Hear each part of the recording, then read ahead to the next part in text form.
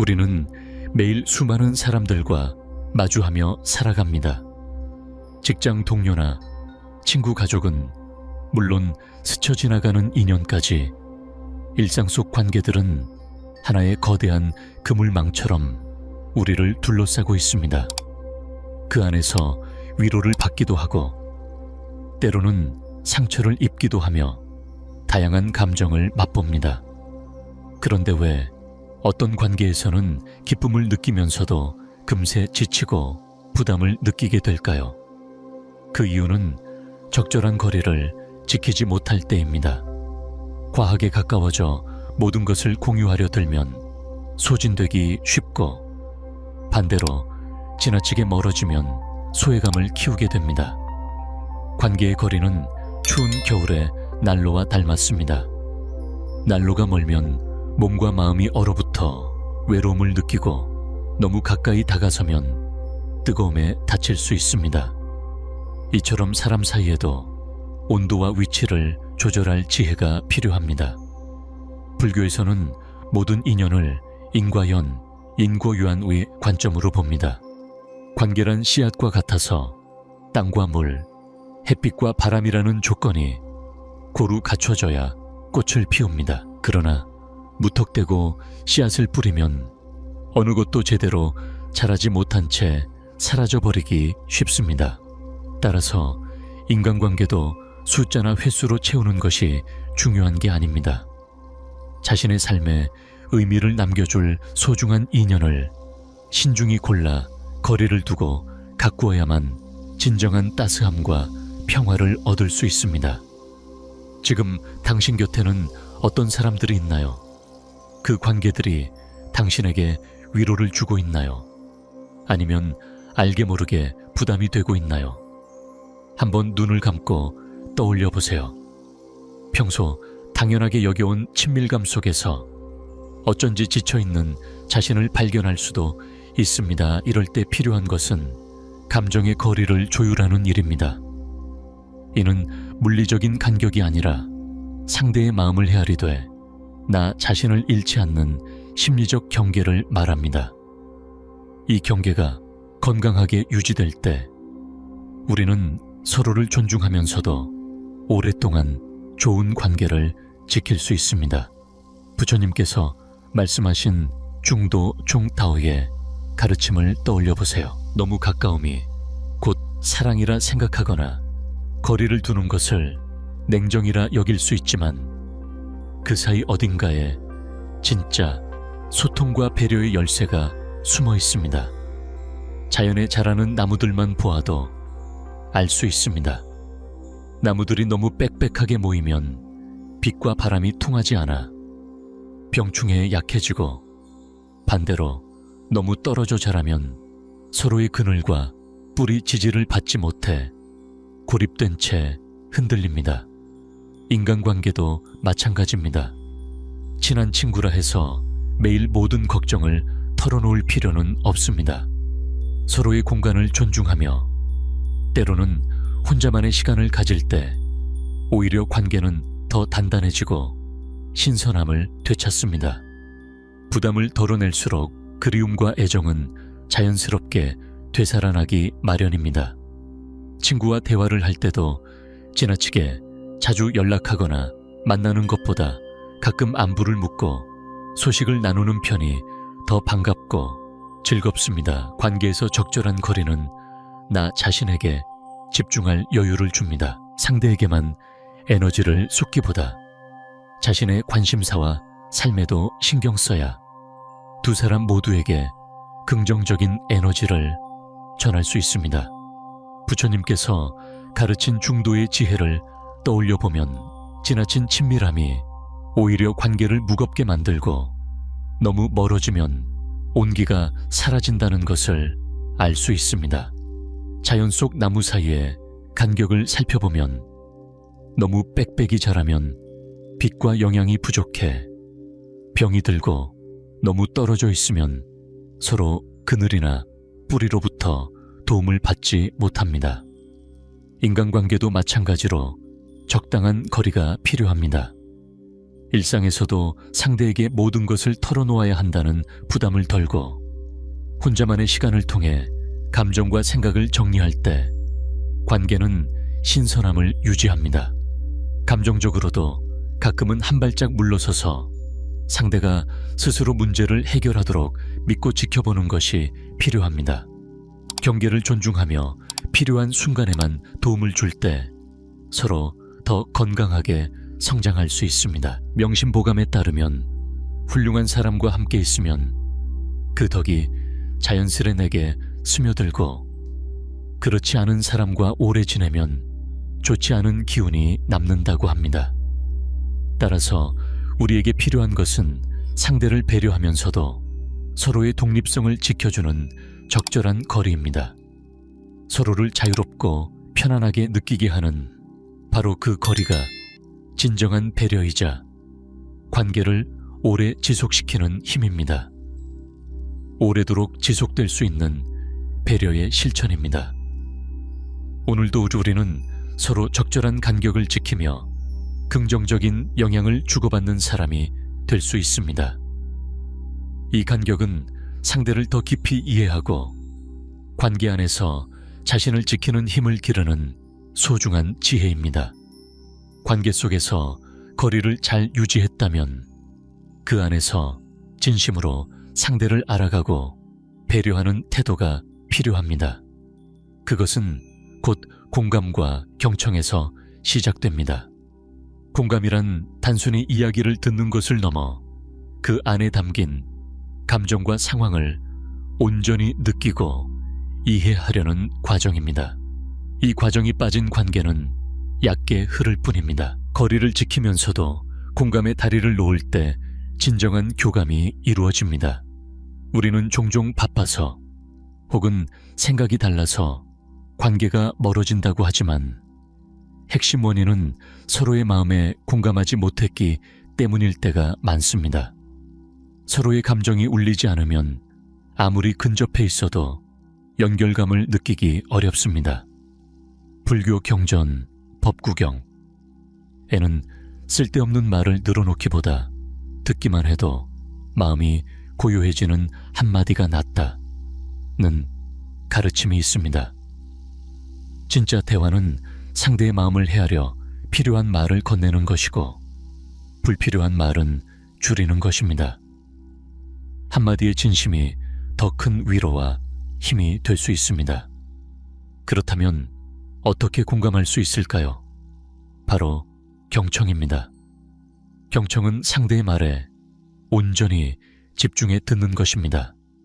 내 얘기를 하고 싶은 욕심을 잠시 멈추고 상대의 감정과 생각을 있는 그대로 받아들일 때 비로소 공감의 여유가 생깁니다. 현대인은 쉽게 피로와 스트레스를 느끼며 상대의 이야기에 담긴 의미를 놓치기 쉽습니다. 이럴 때 경청은 인간관계의 본질을 떠올리게 해줍니다.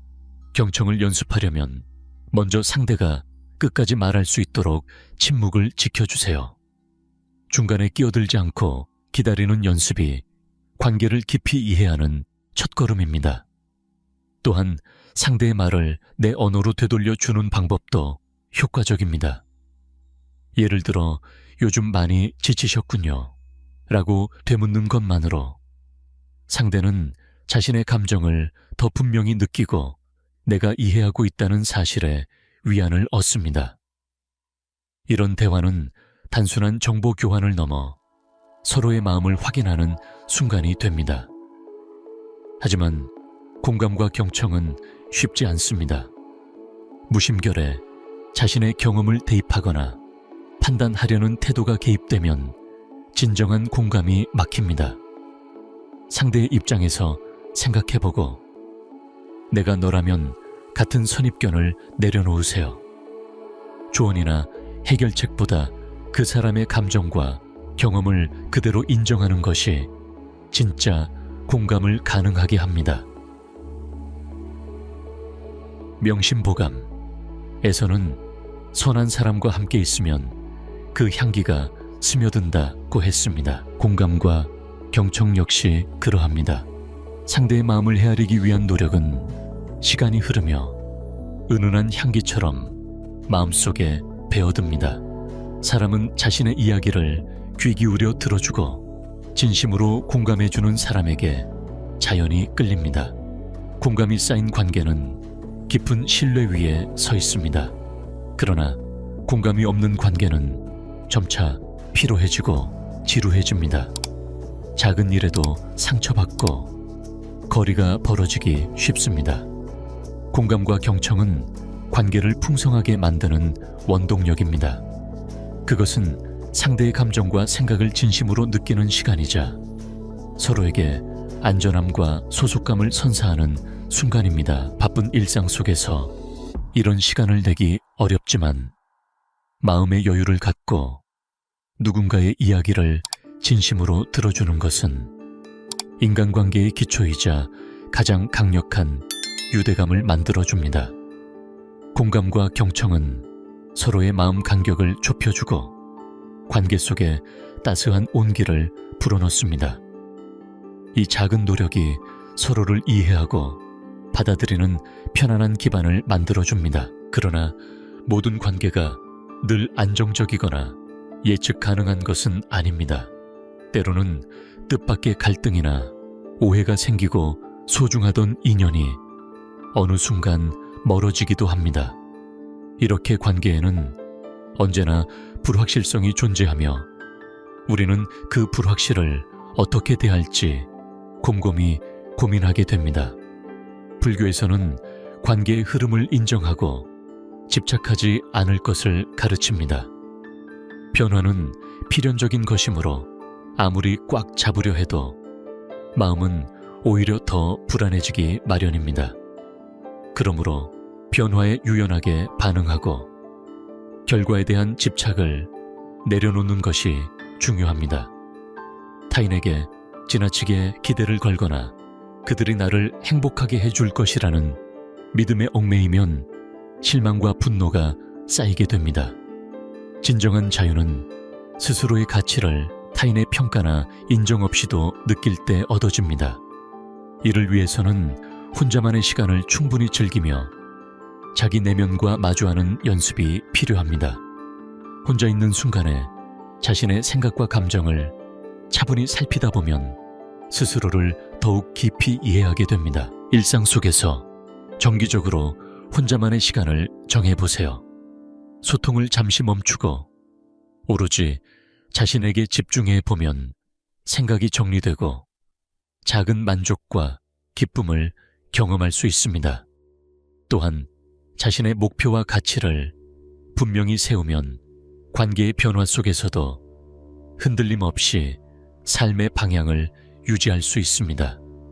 마치 마음의 정원을 가꾸듯 내면의 평온을 키우는 것이야말로 진정한 안정감의 원천입니다. 그 정원은 언제든 돌아와 쉬어갈 수 있는 나만의 공간이 되어줍니다. 혼자일 때도 스스로 충분히 행복할 수 있는 힘을 기를 때 외부의 불확실성이 찾아와도 마음은 흔들리지 않습니다. 불확실성은 사람 사이에 항상 깃들어 있습니다. 그 혼란에 휩쓸리지 않고 자신의 중심을 지키려면 스스로의 독립 기반을 만들어야 합니다.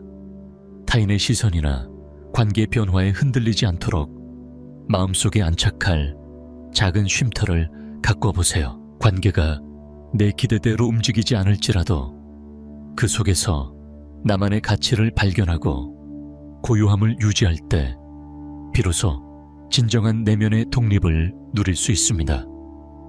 불안정한 관계 속에서도 마음속 정원은 언제나 평화의 공간으로 남아있을 것입니다. 이제 그 힘을 바탕으로 자신을 존중하는 삶을 실천해야 합니다. 자기 존중이란 타인의 기준이 아니라 나 스스로 세운 잣대로 나를 평가하고 귀하게 여기는 태도를 말합니다. 우리는 타인의 인정과 애정에 행복을 느끼지만 그것에 지나치게 기대면 진짜 나를 잃을 수 있습니다. 스스로를 존중할 때야 외부의 인정 없이도 만족과 평화를 얻을 수 있습니다. 자기 존중은 자신의 장점과 단점을 모두 받아들이는 데서 시작됩니다. 성취와 실수를 있는 그대로 인정하고 부족함을 느끼더라도 내면의 기준으로 나를 바라보는 연습이 필요합니다. 남의 기대와 비교하기보다 내가 이루고 싶은 가치를 향해 나아가는 것이 진정한 자기 존중입니다. 예컨대 주변 평가에 민감하다면 그 피드백을 한 발짝 물러서서 받아들이는 연습을 해보세요. 중요한 건 평가 자체가 아니라 내가 바라는 삶을 향한 노력입니다. 관계 안에서도 독립적인 자세를 유지해야 건강한 긴장을 지킬 수 있습니다. 서로의 의존을 넘어 각자의 자율성을 존중할 때 비로소 흔들림 없이 내 가치를 지킬 수 있습니다. 타인의 시선을 의식하기보다 내 삶을 주도하는 연습을 시작해보세요. 내가 행복을 느끼는 활동이나 취미에 몰입하며 나만의 즐거움을 찾아가는 과정은 자부심을 키워줍니다. 불확실한 관계 속에서도 나만의 방향과 가치를 세우고 타인에게 의존하지 않을 때 진정한 자유를 누릴 수 있습니다. 자유로운 삶은 혼자일 때만 가능한 것이 아니라 다양한 관계 속에서도 나를 지키며 살아갈 때 비로소 완성됩니다.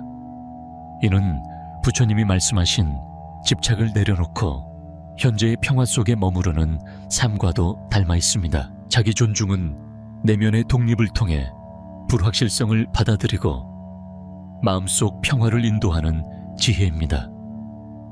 타인의 인정에 스스로를 잃지 않고 온전히 나를 인정하며 살아갈 때 우리는 더 단단해집니다.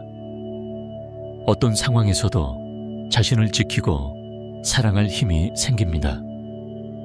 오늘 우리는 관계에서 적절한 거리를 두고 공감과 경청을 실천하며 불확실성을 받아들이고 내면의 독립을 지키는 법을 나누었습니다. 이 과정을 통해 타인의 인정에 흔들리지 않는 평화로운 삶을 향해 나아갈 준비가 되셨기를 바랍니다. 결국 남는 것은 나와의 관계입니다. 내 안의 부처님처럼 언제든 나를 지탱해줄 내면의 힘을 길러보세요. 자신의 존재를 소중히 여길 때 우리는 외롭지 않고 평화 속에서 자유로워질 수 있습니다. 늘 자신을 존중하며 마음속 평화를 찾는 길을 걸어가시길 바랍니다. 감사합니다.